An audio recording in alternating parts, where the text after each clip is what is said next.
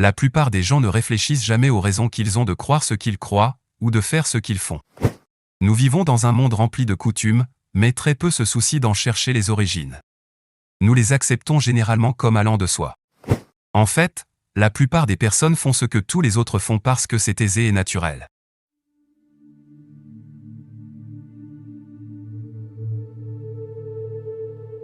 Examinons soigneusement les racines de la fête de Noël.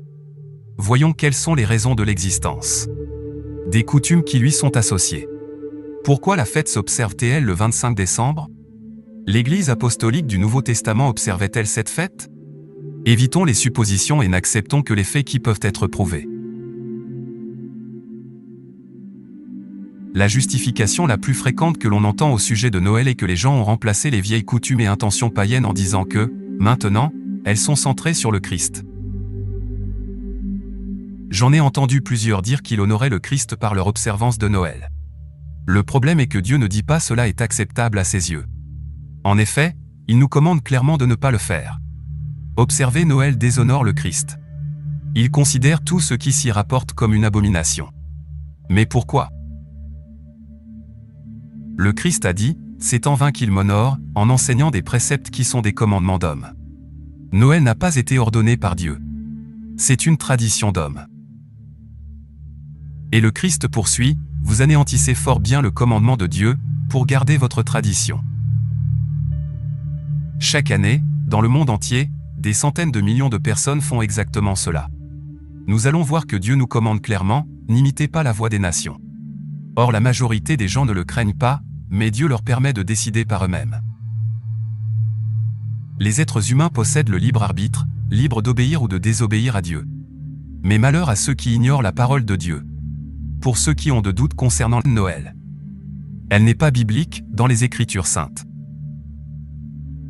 Le 25 du 12e mois a une autre explication par rapport à l'actuelle date soi-disant la naissance de Jésus. J'étale ici d'abord Luc chapitre 1 verset 26. Et ensuite Jérémie chapitre 52 verset 31. Et je ne vois en quoi un enfant de Dieu devrait se poumonner pour fêter une telle fête. Le Seigneur lui-même n'a-t-il pas donné une recommandation? Faites ceci en mémoire de moi. Lorsque vous verrez l'abomination de la désolation établie là où elle ne doit pas être. Alors faites attention.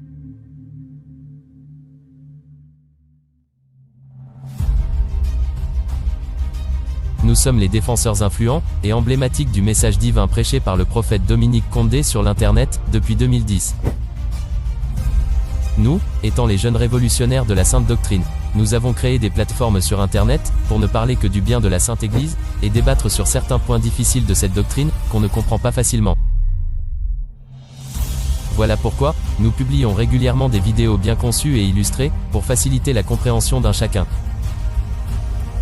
Vous pouvez utiliser ces vidéos comme élément de défense, face aux non-croyants. N'hésitez pas de la partager à vos proches, liker, et aimer ces articles.